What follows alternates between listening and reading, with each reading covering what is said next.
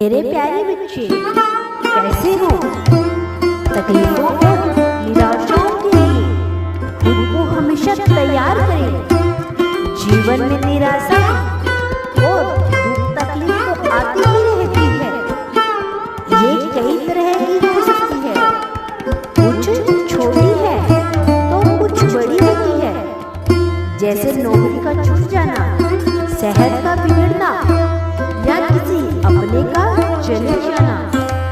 बहुत आसान तो नहीं होता, लेकिन बेहद जरूरी होता है कि इन सब दुख तकलीफों का सामना करने के लिए खुद को पहले से तैयार करना। इसके लिए ये उपाय किए जा सकते हैं मेरे बच्चे। वो उपाय कौन कौन से हैं जानने के लिए पूरा वीडियो अवश्य देखें। यदि आपको मेरी वीडियो पसंद आती है, यदि आप महादेव जी से प्रेम करते हैं, तो मेरे इस चैनल को सब्सक्राइब करके कमेंट बॉक्स में हर हर महादेव अवश्य लिखना बच्चे। चिंता फायदेमंद साबित हो सकती है। कई बार किसी भी बुरी खबर का सामना करने के लिए जिस तरह की तैयारी करना जरूरी हो जाता है, उसके साथ यह भी जरूरी हो जाता है कि आप उन पर थोड़ा चिंता करें। यह आगे आपको बहुत मदद कर सकता है, लेकिन अगर आप पहले से अंदर से मजबूत महसूस कर रहे हैं, तो फिर इस स्थिति में आपको यह करने की कोई जरूरत नहीं होगी। सबसे बुरा होने की कल्पना कर ले। किसी भी तरह की निराशा या दुख का सामना करने के लिए पहले थोड़ा समय निकाल कर अपने सभी जरूरी साधनों को इकट्ठा कर ले। इसके बाद जो सबसे बुरा हो सकता है वो सोचे, यानी जो सबसे बुरा संभावित नतीजा आपके अपने समक्ष दिखाई दे रहा है, उसके बारे में विचार करना शुरू कर दे। इसी तरह आप अपने अंदर होने वाली एंजाइमेंट को भी काफी हद तक अपने अंदर ही रोक लेंगे। अच्छे की उम्मीद करना कभी नहीं छोड़े मेरे प्यारे बच्चे।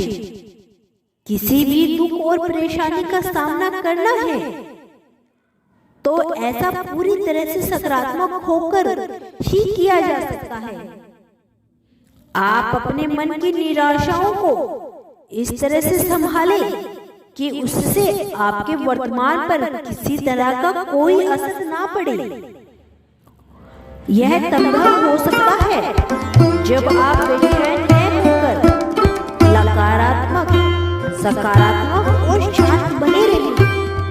इसके लिए आपको सामाजिक सहयोग की आवश्यकता हो सकती है मेरे प्यारे बच्चे। अपनी बुद्धि की रिएक्शन करने से बच्चे, समय से काफी पहले ही अपनी परेशानियों का एहसास कर उसका दुख मनाने से किसी भी तरह का कोई फायदा होने वाला नहीं है। हमेशा ध्यान रखना कि नकारात्मक भावनाओं से आपको पहले भी तकलीफ होगी और बाद में तो और ज्यादा भी हो सकती है। इसीलिए जहां तक हो सके हमेशा अच्छे की ही उम्मीद रखें, लेकिन ओवर कॉन्फिडेंस में बरतने से भी खुद को बचाएं। जिस तरह ओवर कॉन्फिडेंस घातक हो सकता है, उसी तरह नकारात्मक नतीजों को सीधे से नकारना भी ठीक नहीं होता। लक्ष्य पर फोकस करने से मिलेगी खुशियां और संतुष्टि। लक्ष्य की ओर लगातार प्रगति से मिलेगा सम्मान। आपके लक्ष्य एक दूसरे से सामंजस्य में होने चाहिए।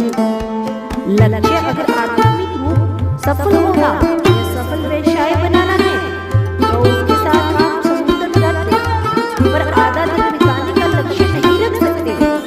लक्ष्य की ओर प्रगति करने से आपका आत्मसम्मान बढ़ता है, आप खुद से ज्यादा पसंद करते हैं और आपका व्यक्तित्व बेहतर होता है।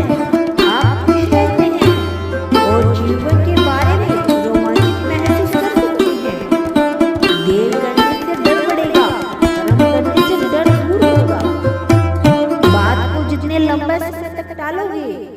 यह उतनी ही दुखित हो जाएगी।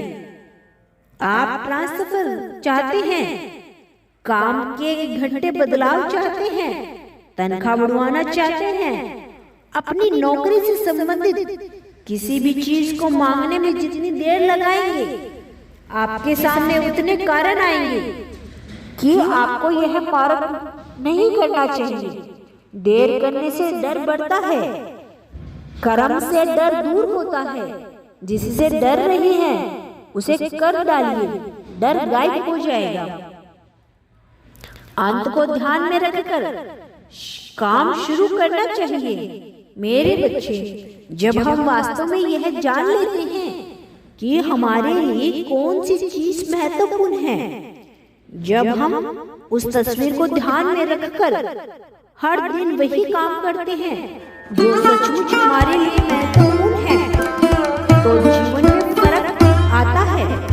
अगर सीढ़ी सही दीवार पर न टिकी हो तो हमारा कदम गलत दिशा में जाता है। हम सच्चे अर्थों में प्रभावकारी तभी होंगे जब अंत को ध्यान में रखकर शुरू करेंगे, तब आप नए दृष्टिकोण से देखने लगते हैं। मेरे प्यारे बच्चे, निर्णय देने से पहले नतीजों पर गौर करें। अपने मन को नए विचारों के लिए खोलना चाहिए। अगर फिर भी हल नहीं मिले तो दूसरों की सलाह लें। परिवार, दोस्त या फिर कार्य स्थल पर साथ काम करने वाले साथियों से सुझाव लें। लेकिन इसका यह मतलब नहीं कि उन्होंने जो कहा वह बिना सोचे समझे कर ले। लोगों की राय और सलाह सुनने के बाद वही करें जो आपको ठीक लगे। इससे आप किसी और को दोष नहीं देंगे और आगे के लिए तैयार रहेंगे। मेरे बच्चे, मेरा आशीर्वाद तुम्हारे साथ है। तुम्हारा कल्याण है मेरे बच्चे।